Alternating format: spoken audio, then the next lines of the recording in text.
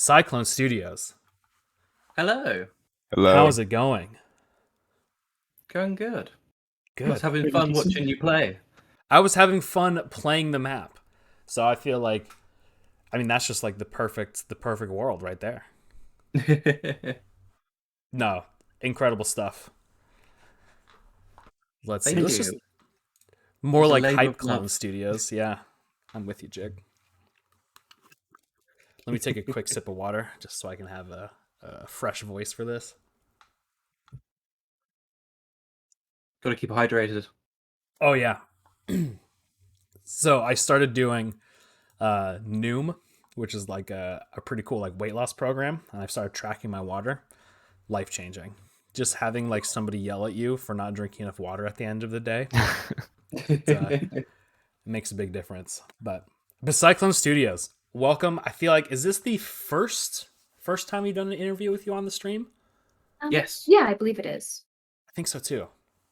Yeah, because I know we've played other Cyclone maps, but I don't know if we've done an interview with y'all before. But that's all right. So let me move my notes over here so I can see your names and my notes, because if I don't remember your names, I'll feel bad. There it is. Now I can see both. Perfect. No, it's fine. Just vaguely call out what everyone's job is, and eventually someone will answer you. It's kind of what I do at work. Art person. So I have a question about the art now.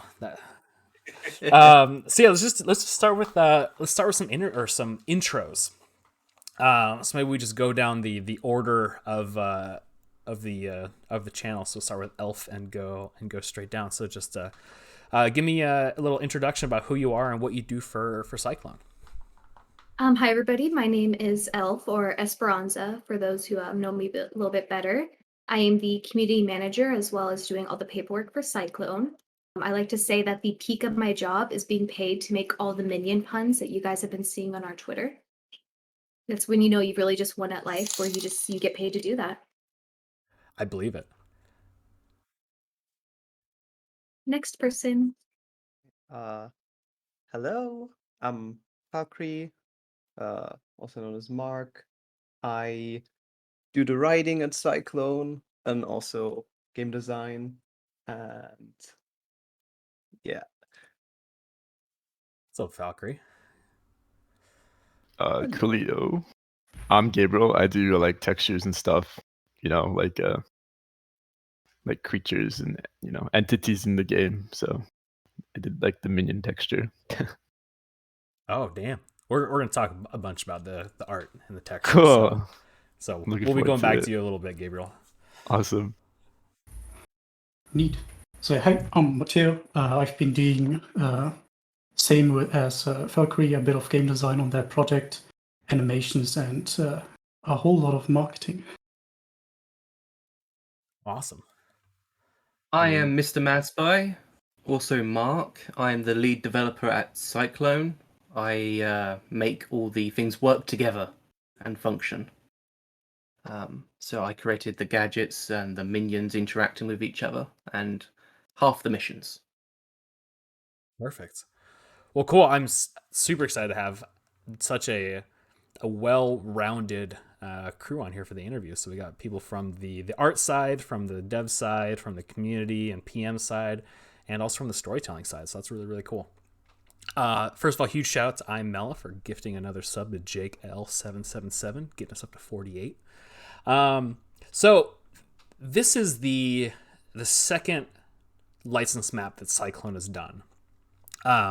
You first worked with us back in, was it 2019? Was it really that long ago? Yep. It was. I think it's 2019. Oh my god, that feels like even longer ago than you would actually think it would. On DuckTales.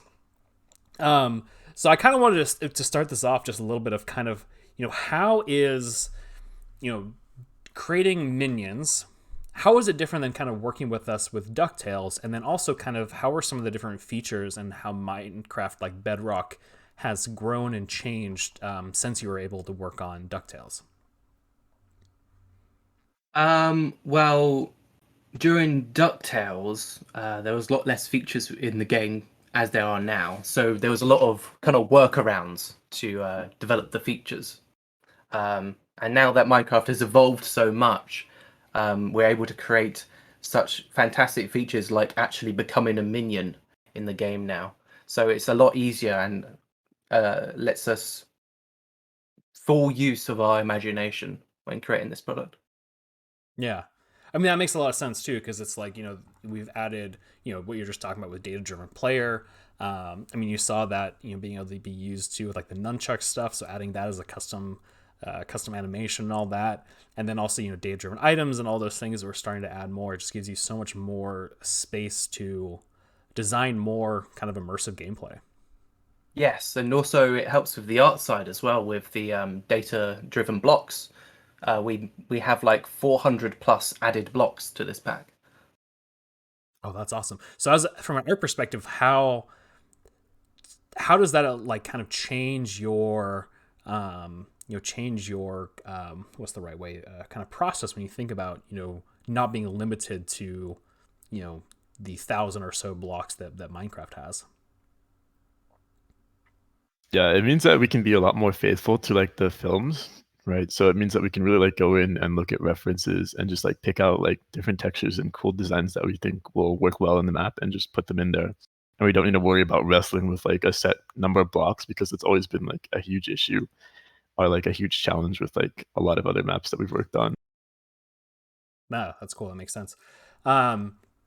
So yeah, so you guys have been a partner for a long time. I mean, obviously working with us since 2019 on DuckTales. Um, I don't know how many people know this because this is you've been your own solo partner for a long time, but you guys originally published content through Pathway Studios.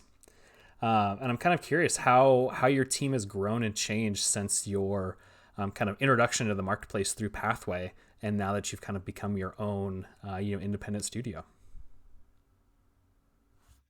I think probably one of the major changes is that we really diversified ourselves. I believe our team is about roughly 40 people or so now, give or take. Um, and just being able to have all that extra manpower, especially on big maps such as Minions or DuckTales, has really helped us, kind of like Mr. Juarez said, stay true to what what Universal wanted or what Disney wanted, and really kind of get all those little extra details in there. Yeah, that's cool. 40 people. That's super impressive. I mean, I feel like these are my favorite questions to ask in all these interviews, just because I love. It's not something that we ask normally in the partner program. We don't just do a survey and be like, hey, how many team members are on your team now or whatever. But hearing just how the growth and how you've been able to sustain yourselves is really really cool, and especially starting off as having to publish through Pathway before being able to come your own team. And yeah, a lot of love in the chat too for Pathway. Silly Rabbit just sent their first project off, and big love to Pathway from Chelsea. I Pathway is awesome. So, and I think that was the coolest thing. Working with you guys in particular is like they basically recommended us to sign you guys, and you kind of became what was the word they used? Graduated from Pathway and becoming your own kind of studio. I'm very grateful. Oh, It's yeah. been a great blast. So now that you become kind of your own studio, that gave you the freedom to kind of, work directly with us and work with Illumination. So I'm really curious, kind of, how was getting to work with, such a renowned studio like Illumination, and getting to use such a cool IP as Minions? How was that relationship, and what kind of resources did they allow you to use? Well, they gave us a whole bunch of references from previous movies and upcoming stuff, which was a great. So we could able to faithfully recreate things like all the lairs and Gru's house, all of the villains we were able to see up close, how they look, um, and things like the gadgets as well, like the fart bomb. Um, you know, we were able to try and imagine what we could use that in gameplay from the films, and it's been great. And also have all the audio as well from like the minions themselves, so we could sync up little animations to them and just have it really cute. Um, it was great. There was always like a backwards and forth on lots of things. Like on my side personally, because I was handling all the tech with the gameplay. We sent off videos, and they always gave us feedback, and it was great fun. Yeah, one thing that was cool too was like we would receive like a few of the raw assets, to use as like reference for like some of the texture work and model work. And it was like kind of like scary, because it's like, yo, you have this like actual like thing here, right, from like Universal, right, like right in front of Mhm. you, and you just get to like look at like an actual thing that the team over there made, and work with that. So I thought that was a pretty unique experience. Yeah, just getting access to all those kinds of, official documents of, how to go and do this just makes the map end up being so much more, true to the movies and true to the universe, which is cool. So a couple questions from chat that I think would be a great time to ask them. So Arsenic says, what was the most difficult part of the map, and how did you overcome that challenge? For me, it was mission 2, the chase. When we were creating the plan of this map right at the beginning, months and months ago, I knew straight away that was going to be the hardest thing to develop, and that was still being tweaked and worked on all the way up until the final week before we were submitting. Um, it was a very big challenge because the racetrack is the entire city, somewhere where you can't just teleport to and experience a whole new thing. There's obstacles now. There's um, villains throwing stuff at you. There has to be like uh, the speed has to be correct between you going forwards and the person chasing you, because if you're going too Mm-hmm. fast, then the entities behind you deload and they can no longer chase you. But at the same time, if you're going too slowly, then you're going to get caught all the time. So there was a lot of backwards and forwards of balancing that thing, and that was a lot of work. So that was my personal. Yeah, what about from like the art and kind of design perspective? In terms of the animations, one really tricky thing to figure out was getting the minion and the player work with the custom tools that we had in the game. Because essentially you need first person and third person animations for each of them. So there was like a long list of animations and glitches and unexpected things that happened that we sort of needed to overcome. But I think it sort of worked out in the end. The only thing that we just couldn't really get to a point where I would be happy with, and I think you've seen it as well in the map, is that when you sneak your item, when your minion kind of floats in front of you. So that still is a bit of a point that when I see that, I kind of want to turn around and run away. But besides that, yeah, that's probably the most difficult part on the animation side. Yeah. Yeah, and the sheer amount of assets too, and also each of these, have to go through feedback, right? We send it back and forth and iterate on it to try to get something that's closer to the vision of Universal. I think that's definitely a process that's unique to working with another company. Mm-hmm. And then what about from like the writing and storytelling perspective? Well, the biggest challenge and this also goes into game design is the map has a lot of like complex mechanics, and it ropes you through the storyline, and how do I make sure that every player gets what they're supposed to do next? And there were a lot of times where there was just a lot of dialogue, and I had to cut a lot of it out again because it was just too much and no one was reading it anyway. So the challenge is finding ways of like getting the player to intuitively understand where to go next without having to tell them. And that's really difficult in Minecraft because you don't have that many like possibilities to tell them to like turn their camera somewhere. So that was my hardest challenge. Mm-hmm. And then lastly, a question for Elf, like from the community side, was there any kind of major challenges like doing the tweets or doing the kind of community celebrate or collaboration and things like that you've kind of that you've handled? For me, I know that there's definitely a bit of excitement because this was such like a big license to work with, and it was actually one of my first licensed releases on the marketplace that I've helped with. So I think there's just, that excitement. You want to get it out, you want to show people. But also at the same time, I'm very scared of NDAs and lawsuits. So it's just like, you're in that awkward space of trying to think of how to tease it without necessarily putting out a lot or even spoiling the movie for everybody that's involved. Mm-hmm. And I actually dedicated, I believe, 2 to 3 weeks of learning the official lore of the minions as well as their language to kind of like really make sure that I can get in the mindset and put, just the right puns in. Well, that's so cool. Just having that extra level of deep diving and I guess immersing yourself in the universe to make That's everything. kind of what happens when you have a team full of nerds, we Yeah. all kind of get into it. I mean, how could you not really? Getting the opportunity to work on something like this, it's so cool. So I would take that and run with it for sure. So staying kind of on the storytelling side, there was a lot more kind of writing and narrative than I kind of expected in this. Not that I wasn't expecting it to be a story that you kind of went through and all of that, but what was kind of your approach to designing the kind of the overarching kind of narrative and things like that of this map?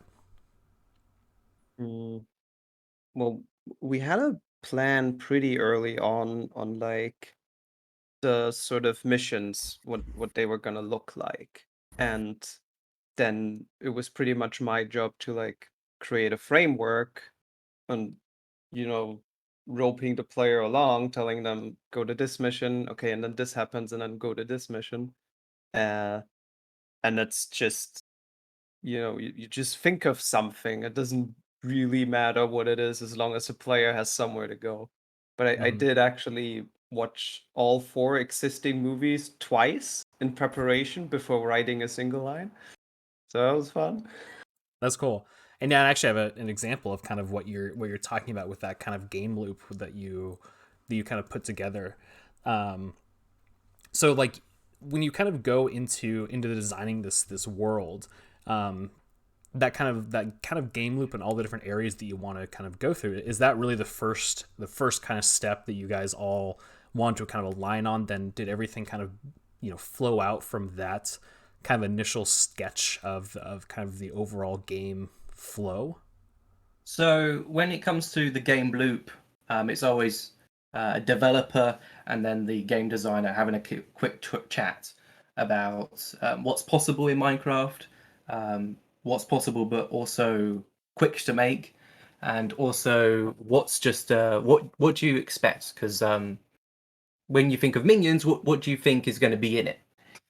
So there's minions, so obviously you need to acquire even more minions, so you feel like this sense of progression.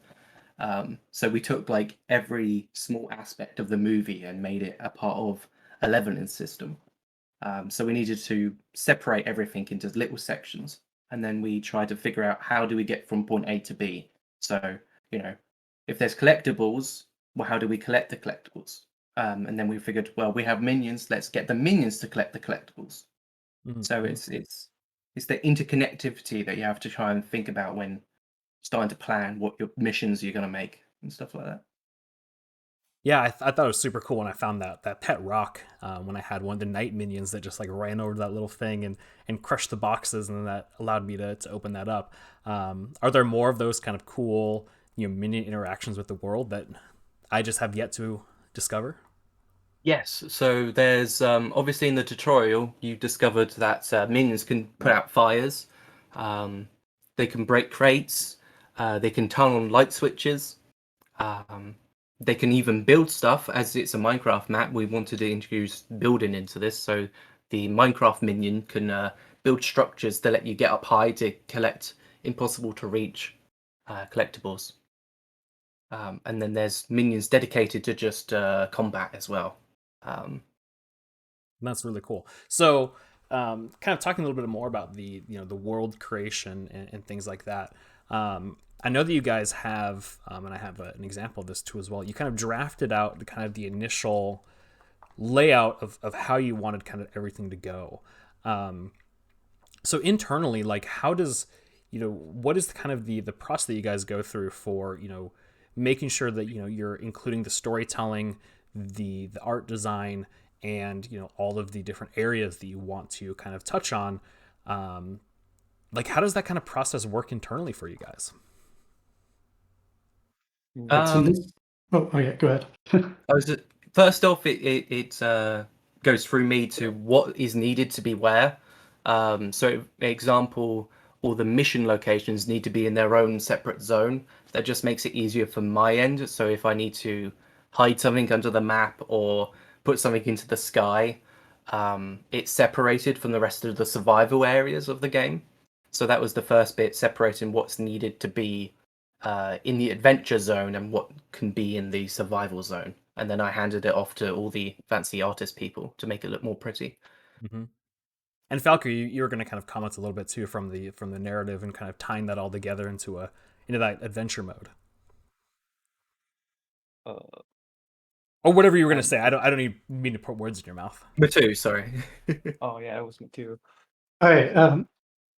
You pretty much said it already. So essentially, we sort of drafted this map draft that we can see on the stream right now with Mark here. So everything in terms of gameplay makes sense. And then once we had that, we sort of took that idea and made it pretty. With actually another map draft. I'm pretty sure you'll show it at some point in the stream. Oh yeah, it's the next one. There you go. Basically, so the map changed a lot actually from what you can see there, but the overall rough layout is still pretty much the same. Just the city part that was heavily edited due to us reworking the race a few times. Essentially, for privy reasons, we made this map here, and we also sent it off to Illumination and everyone to kind of look over. And once we got a good to go on that, we basically jumped in game and let the builders and texture artists do their work. So did you kind of start? I mean, because I love this isometric view. I think that's it's such a cool way of giving the that overview that is a very kind of designery, like here's this event that we're gonna have. Here's the story kind of thing that we have here. That triggers this next event to this next event to this next event. But having that kind of isometric view from an art perspective, did that give you a lot more kind of information to go off when you're designing like the buildings and the the textures and things like that you're going to need? I wish we had a builder here, but maybe Gabe, you can touch on the textures. Yeah, for sure. I mean, for textures, it's all about the plan, right? Like as long as like we have a direction, and I think it's a lot of collaboration too. That's what really helps it all come together smoothly in the end. So for sure. Yeah. And then a question for you, Elf. Like, there was so many cool tweets and things like that you, that you kind of teased and showed off. Like, were you really involved early on with these kind of design processes and kind of started to think about like, oh, I really want to show off this area and this area? And did that kind of go into your kind of, marketing plans? I actually joined Cyclone just, I believe, a couple of weeks to a month after they began working on this map. Mm-hmm. But it's great being able to have access to the channel and just see what's going on to kind of get an idea of what we wanted to show off. Kind of like how or I believe how Valkyrie was saying earlier, that we wanted to make sure that the players are able to really immerse themselves in these games. And part of that and part of the teasing and everything else is that you have to make sure that you show items which are familiar to both the players as well as the people who are going to be buying the maps for them. Mm-hmm. So, it would be hard to show off, maybe something unique to only the second Minions movie or the second Despicable Me movie. So it's just kind of like that weird balance of making sure everybody can understand it and easily recognize it as well. Yeah, no, that makes a ton of sense.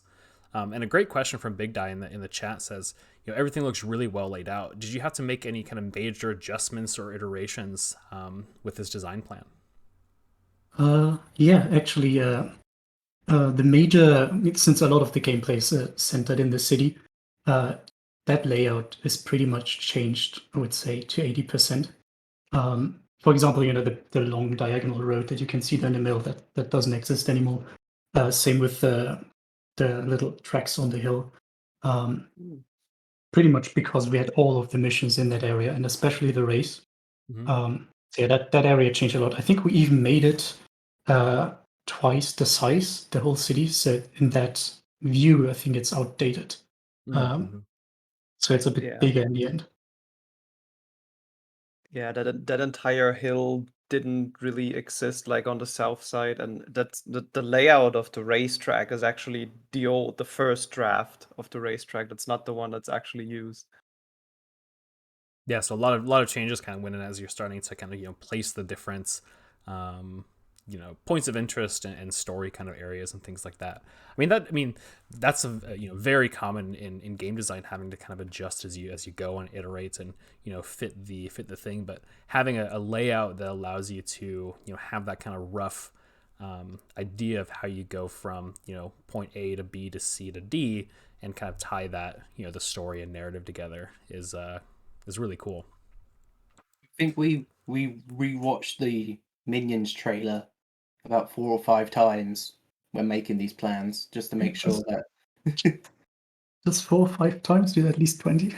yeah, Yeah. just I to think make I sure actually have the that minion laughing stuck in the back of my head. Just 2 a.m. thoughts, hearing aloha away is just like full pitch in my head. Happily. And then the coolest thing here is you also had to work with Illumination to kind of build out this world. Without going into too much detail that you maybe can't touch on, but like how is it kind of going back and forth with them and getting their kind of approval on turning their universe that's spread across multiple movies into one kind of big Minecraft world? I know we don't have a builder, so you feel free to defer this question if not. I think if I remember rightly from reading the channels, they kind of really liked everything we were doing in terms of the actual in-game builds. I think there was only a few things we had to tweak for spoiler sake, but apart from that, I think they loved just about everything we did in terms of the builds inside of Minecraft. I think we even blew them away on some of the little locations of them seeing it in game from their own visions from their movies. Mm-hmm. That's really cool. So you kind of spoke about the racetrack, and I have a really cool example here of a technique that is really common in game design, and I was really excited to kind of see it starting to be used, in Minecraft design, and that's paint overs. This is something that when I went to school at DigiPen and learned game design, this is something that a lot of our artists did quite often. We would have a game designer block out a world, and then the artist would paint over with like, hey, we want this thing here, that thing there. How did you use this technique to kind of build out the detail in the world? Yeah, we use it pretty much in all aspects of the game. So in this case here, for example, we sort of had the racetrack blocked out, but it didn't really look like a racetrack yet. It wasn't really clear in which direction you have to go. It wasn't clear which roads you can't enter and which you have to follow. So essentially, we just took a bunch of screenshots and then scribbled on top. It doesn't really need to look very fancy, but as long as it gets the job done, it gives a good idea to the builders to sort of make the racetrack more pleasant to drive through. Mm-hmm. And then you did the same thing with the particles too. Like a lot of the different, there's some of these that I haven't gotten to see yet, so spoiler alert. But you also did the same thing kind of with the particle designs as well, like the fireworks, the quest markers, and things like that. So how did you? So first of all, who was the one that kind of designed a lot of those particles? Is that you as well, Gabriel, or was that somebody else on the team? Yeah, so Mateo worked on these like sketches for the particles, and then pretty much I like worked to like think about what sort of textures we need for those, and then after that is how to actually make the particle in terms of the coding part of it, right? So again, it's just like a lot of communication between different areas. So and again, that's like the key to I think this smooth production, right? Yeah. And then I think it being games being so visual and humans being visual creatures too as well. Having this this level of I guess, resource or what's the right way to put it, kind of reference. Do you find that to be, just kind of a key or a secret in how you're able to kind of make everything feel so cohesive? Hmm. Yeah, I think it's really helpful because one thing I know as like a pixel artist is that like oftentimes I can't visualize what I need to make if I'm in like pixel art head brain mode, right? So like it really helps to either make a drawing myself or have somebody else on the team to do a drawing, just 2D like you paint over in Photoshop. And then you work essentially you draw what you want to see and then solve the issue from there, right? As to how to actually effectively create this. And I think that's like actually like such a useful thing and a wonderful workflow like that a lot of people in Cyclone have helped to put together. Yeah. It's helped me as well because I'm a coder. I just type numbers into a keyboard, so I don't have any artistic ability whatsoever. So being able to see drawings like this and then being given the textures and told, okay, it needs to kind of look like this while it's being projected, I can easily see that and just go, okay, well, this is how I'm going to code it instead of having to try and guess what it might look good. So this has actually helped our production quite quickly and smoothly. There's no more backwards and forth of me trying to make something that looks good and being told it looks ugly and then having to go back to the artist again. Yeah, it just like it reduces the amount of kind of back and forth because your first draft becomes so much closer to the final draft. You don't have to go through quite so many, and that's really that's kind of the secret sauce when it comes to making good games. It's the speed at which you can iterate is the speed at which you can make your game good. So the shorter amount of time you can put between each of those iterations and making them as close as possible to what the artist or the designer had in mind, you're going to be able to make your product so much more polished and so much better much quicker. And time is money, so it makes a lot of sense. So speaking of iteration, the last kind of thing that I have some kind of reference for is the key art. Um, I think it's one of the things, being part of the the internal process for kind of producing a lot of these maps. I know we ask you for the key art like 3 months before the map is out. So one, I'm sorry that you have to kind of figure out how this is going to look, to prep all the marketing stuff like that. So, but how do you go about kind of solving that challenge, the thumbnail and kind of building all of that out? How do you think about it, while the map is being created? Well, it's usually we sort of have like a priority list. So what entities do we want to show? So, for example, we knew that young Gru and the minions are definitely the main focal point of the key art. So we had a good starting point on that, and then of course we needed to show some iconic villains as well, like Vector or Brett, uh, and then some other iconic characters that everyone knows from the movies, like the girls or Gru's brother in his cool golden car. Mm-hmm. And we actually ended up with going with version A here, but we obviously weren't too sure either at the start, and we kind of wanted to give a few options uh, to Illumination and whoever was involved to have like a bit of a choice of what direction we should go. So we made a few iterations here uh, that are not really polished at all. I think at this point the backgrounds are just screenshots and quickly edited in Photoshop, so no one really notices a difference in terms of quality. But yeah, at this stage, it's just about quick iteration process, seeing what works, and then can I get approval on the direction we want to go. Yeah, that's really cool. Thank you again, by the way, for putting all these docs together. I had a lot of fun, kind of building out my notes and things like that to go through all those different things and touch on, just because it's really cool to see the design process and being able to go into more detail on that with actual visual reference. So, Elf, thank you so much for putting all this together, and obviously all the team that helped actually make those too. Yeah, of course. We're really thankful to be here and have the chance to talk to you as well. Yeah. So, a few more questions because just some more fun ones. Not so hot seat design questions, but starting at the top. So we'll go in the same order that we did the intros. Elf, Valkyrie, Gabe, Mateo, and then Mister. What was your favorite thing? And you have to pick one. I know it's gonna be hard, so I'll continue rambling for a little bit longer to allow you to think about this question. So I'll just continue to ask it slowly. What was your one single favorite thing about the Minions map? I think actually just seeing the different types of minions that we were able to do and all their different costumes. Like it's just to me, it's really fun seeing like the creativity or just being able to make like a mass horde of like roller skating minions coming at you full speed is probably like Mm-hmm. the best part.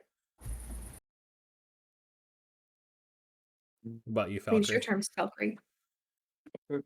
For me, it must have been the doing the block out for the first mission, the heist, and then we already had the tech prototypes from Mark for the sticky hand and how that all works, and then Matteo and I just put together like rooms after room and sort of tried to make some fun designs. And when we went through it, we were just like doing the speed run strat already. That was really fun. I love that. That's cool. What about you, Gabriel? Yeah, so so in the third movie, Gru's brother Drew, he has this like really awesome car. Like this like gold sort of like jet vehicle. That's got to be my favorite thing in this map too. In the Minecraft version, I just really love that thing so much. Yeah, the way it was adapted to actually be blocky and be like a Minecraft entity was really cool. It's really fun. Yeah.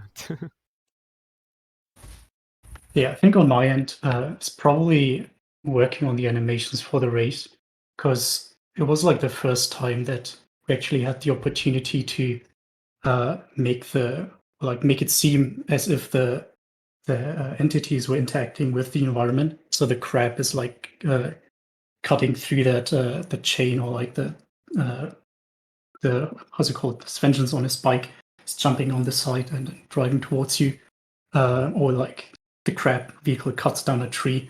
That stuff was really fun to work on. Mm-hmm. I think for me, the most fun thing to work on was probably the shrink ray. It's one of the final gadgets you get in this map, and you get to go through the entire map and just turn everything miniature. You could have miniature minions, miniature cars, and ride around in your miniature car. Go up to bins and just make the bins tiny and then smash them down. It's pretty funny. That sounds awesome. So some other really good questions from chat. I want to kind of get through a bunch of these because there are some great ones. One thing that I had in my notes that I meant to ask a little bit more, and Juan, you kind of reminded me about this.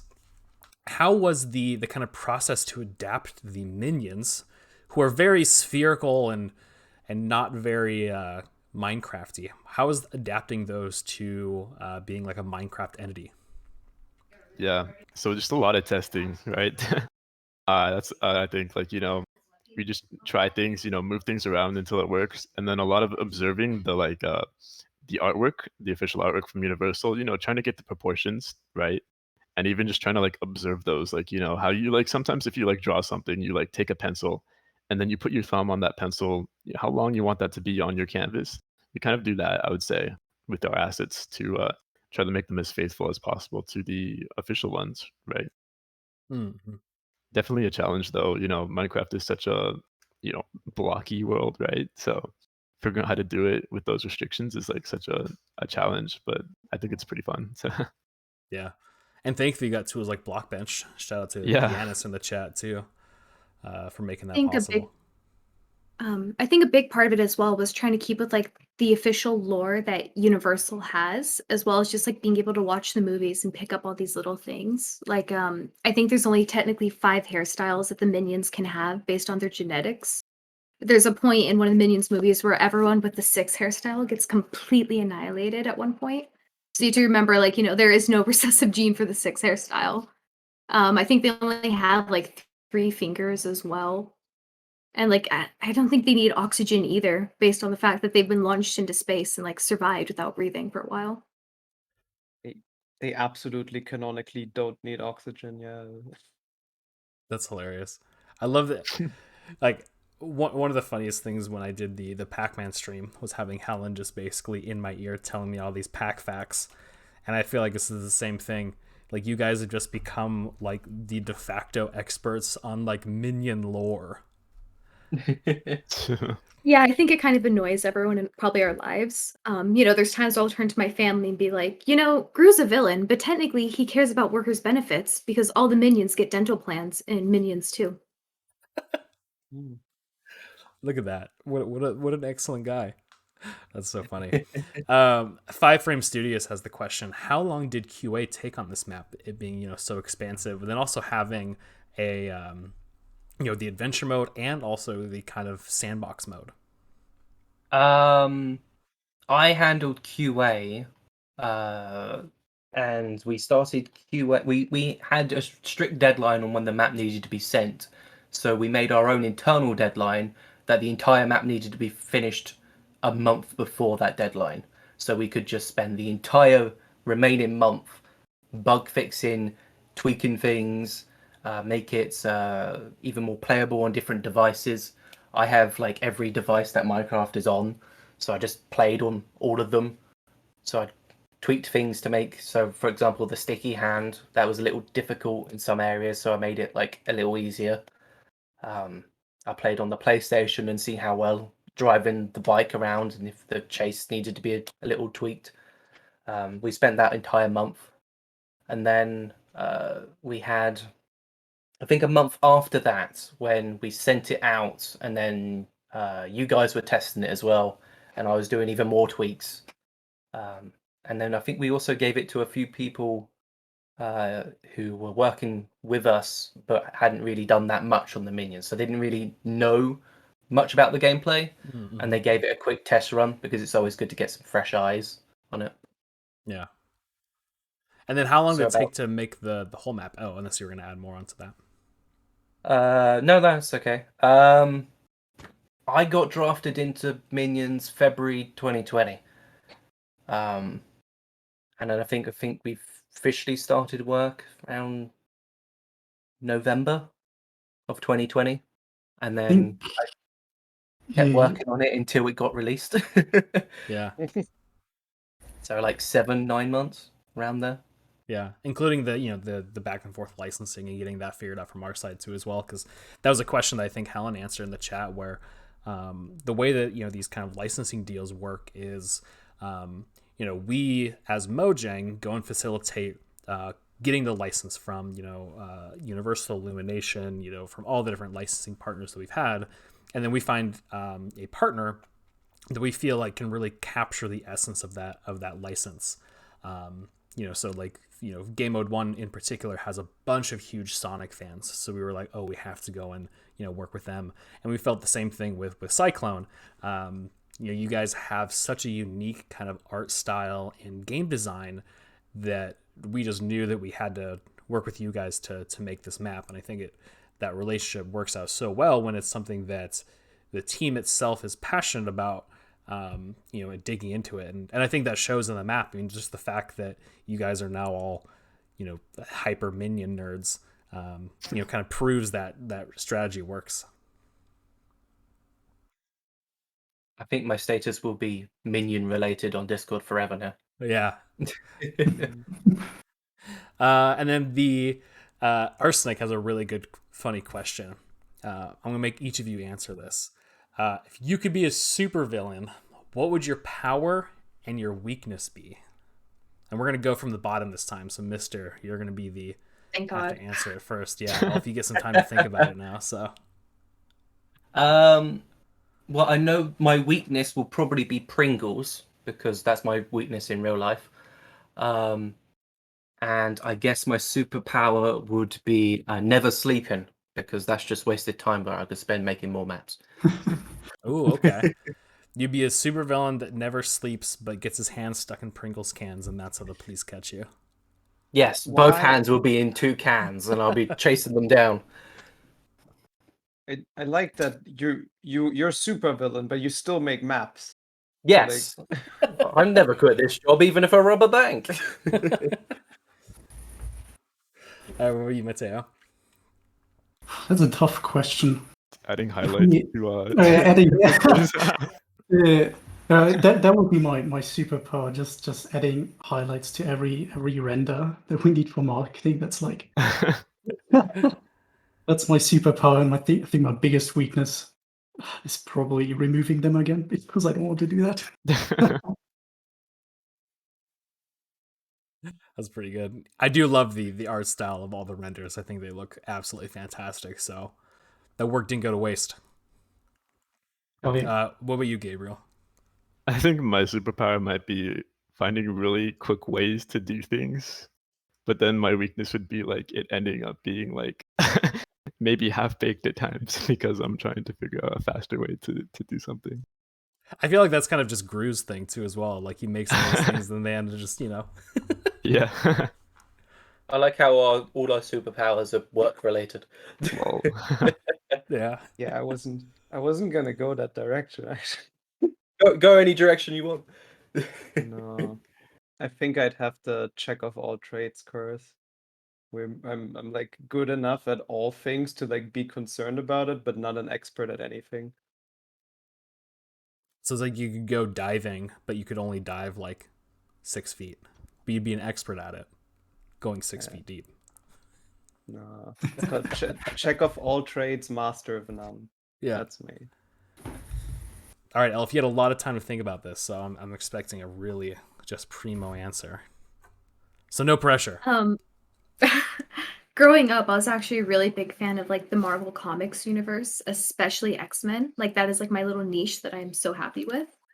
And honestly, I would really like to have powers similar to kind of how Magneto does, where he can like manipulate like, the magnetic fields and all the different types of like the elements.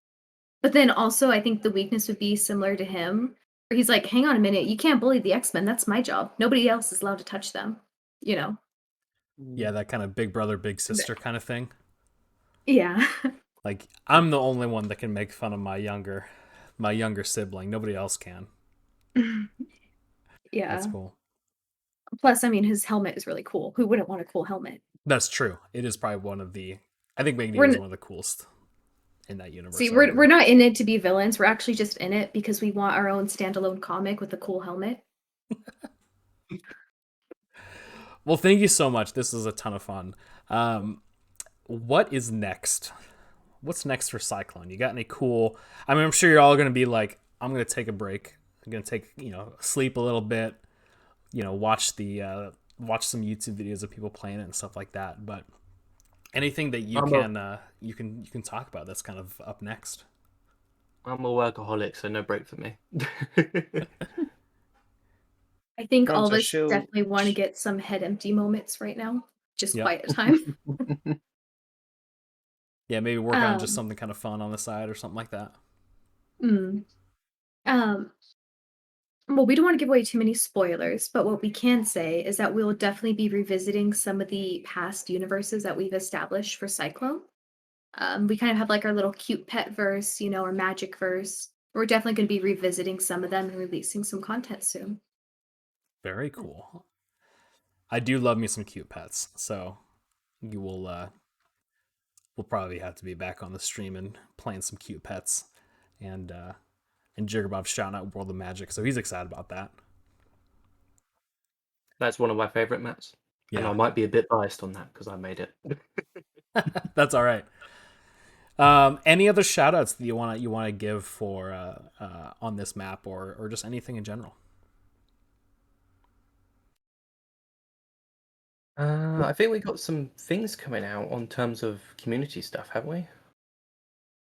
Yes, so if you guys head on over to our Discord, we will also be hosting an additional giveaway with 10 more codes to get your own free copy of the map. And we're also going to be releasing some little avatars that you could use on any of your social media platforms that are based around the minions and the different outfits which you can unlock. That is awesome. Here is their website, cyclone.games. Click that link, and I'm sure their Discord is there somewhere. And there's one last question that I almost forgot to ask from Chelsea. what is your how did she phrase it? I gotta scroll up in the chat. Do you have any Was there cool- anything that we hide? Yeah, any traditions or any like kind of things like that that you do when you release the map or a map in general? Well, I always hide breaking pots in every map that I work on at Cyclone. I'm addicted to like Legend of Zelda, so I put breaking pots into everything. I think we have like one breakable pot model that we just reuse like all the time. Oh, that's the Yeah. best. It comes in many different phases, but it's always that same model. Yeah, I remember in the design process, we originally had like the pots, and then Mark was excited and said, "Oh yeah," but it was in the Wild Heist mission, and then those pots got changed to vases, and Mark was really sad. And then later on, we added the pots back in again as just random objects, and then he was happy again. Yeah, that's how you keep me happy. Yeah. You Just see, what breakable really pots. happened is Universal asked us what do we want in the map, and we slid them a piece of paper written in sparkly gel pen saying breakable pots. They're like, I think we can make that happen. Forget about the money, guys. Forget about anything else. We just want to break something in the map. This just breaks on the map, exactly. Oh well, thank you all 5 of you for joining. So much fun to chat with you guys and having the first opportunity to meet some of you. I know I've seen several of your names in the Slack and the Discord and all that stuff for quite a while, because you guys have been partners with us since, I don't know, 2018, something like that. You've been to almost all of the meetups, and I'm sure you'll continue to going to the ones that we continue to do in the future. So thank you so much for spending your Friday evenings and hanging out here in the chat and doing an awesome interview and putting all those cool design docs together. Thanks for inviting us. It's fun. Yeah. Thanks. Yeah. Of course, thank you for having us, Quinn. All right.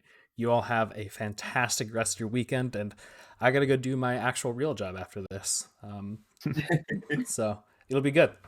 So you all have a good Alrighty. good night. Thank you. You have a Thank good you. night Yeah. as well.